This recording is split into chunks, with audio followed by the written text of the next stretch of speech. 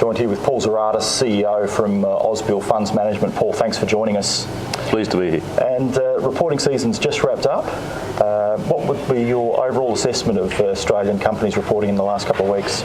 Look, it was a very good reporting season. Overall, I think that expectations were exceeded. In fact, that's what the statistics are showing, that 60% of companies delivered over and above what was expected, so a very good reporting season.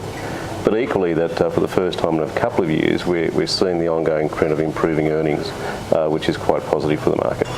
And you guys have played the theme of investing in companies with overseas earnings, so which in theory should benefit from a falling Australian dollar. How's that theme working out for you? Look, it's worked pretty well. I mean, we have seen the Australian dollar come back. We said some 12 months ago we felt it was overvalued. It was likely to come back over the period, which it has done so.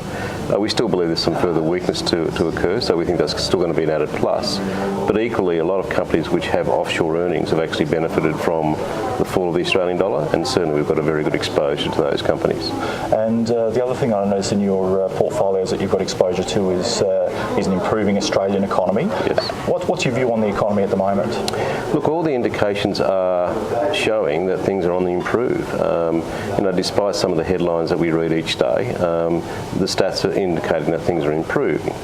We've seen retail sales actually bounce back very strongly.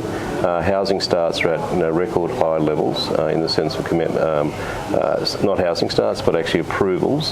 So that's positive. And also, just recently, the employment data that came out was also quite positive. So it's all trending nicely from a cyclical recovery point of view. Which is also good for banks. Whilst they're sometimes called defensive play, they're actually a cyclical play. I noticed that you've got an overweight position in ANZ and National Australia Bank, an underweight position in CBA. What's the reason behind that? Look, effectively, ANZ and National Bank are two banks which have, from a valuation perspective, are trading at a discount to the other two banks, particularly that of CBA. Part of the reason is because there's a bit of uncertainty for Asia, for ANZ in regards to its Asian expansion, and also National Bank in regards to its position in the UK. But in our view, it's been overly penalised from a valuation perspective, and we just see better opportunities in those two banks. And Telstra, you've made a lot of money. You bought that pretty cheap. And I think you've now got an underweight position there. So what's your perspective on Telstra? Look, Telstra has served us very well. We bought it when it was around 260, 270. We've enjoyed a number of dividends. We're still there at this point, but we have been easing out. And the reason we have been easing out is we've been redeploying part of those funds into other areas where we see some better upside from here.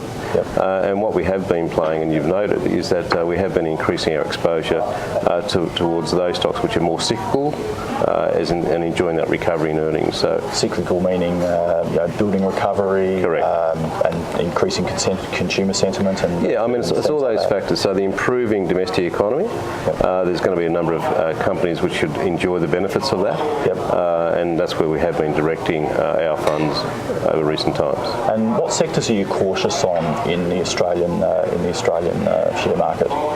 Yeah, look, I think that overall, from a relative point of view, we still think a number of the defensive names look relatively expensive. That's not to say that they're bad companies in any way, shape or form. It's just they've run hard, and where we see some good opportunities is, again, towards more of those cyclicals. So therefore, just as a broad description, that's the way that we have been positioning. But there is obviously still some concerns in the marketplace around a couple of groups. Mining services is an area which I think is going to continue to be under pressure.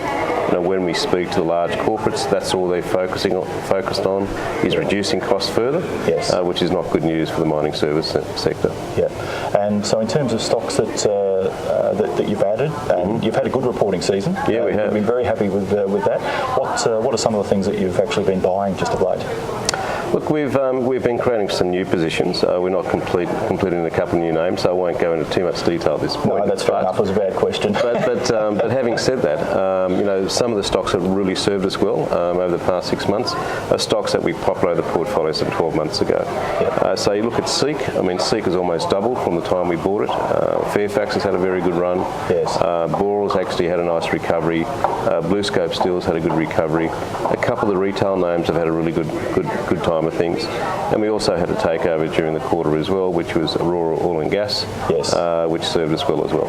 And are there any things that you're sitting that didn't have a good reporting season, that detracted from performance? Yeah, I mean, we were fortunate that we didn't have too many nasties in our portfolio from that point of view. In fact, we didn't, which is a good thing. But there's always that possibility. That's when you invest in a portfolio of stocks and you invest. That's always a risk you take. But having said that, we've been able to steer away from the landmines. We think. Yes.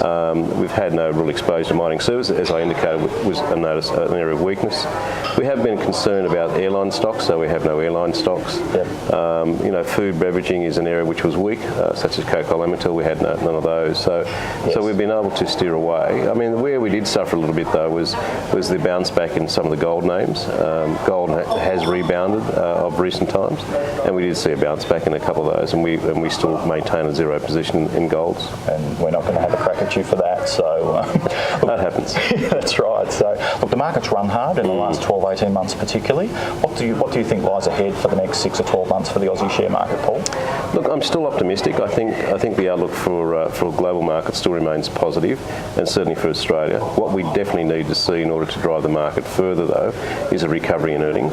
Yes. And I'm pleased to say that we are seeing more and more evidence of that. In fact, we think over the next 12, 18 months we'll see an acceleration of that view in the sense of recovery occurring. So if that's the case, we'll see the market trade higher. We've got to remember that the market is not expensive. It's just got back to more normal levels as far as valuation is concerned, after being, in the previous years, so undervalued because of the uncertainty surrounding the global financial crisis. So what really needs to get the market going now is earnings growth, and I think we are seeing it.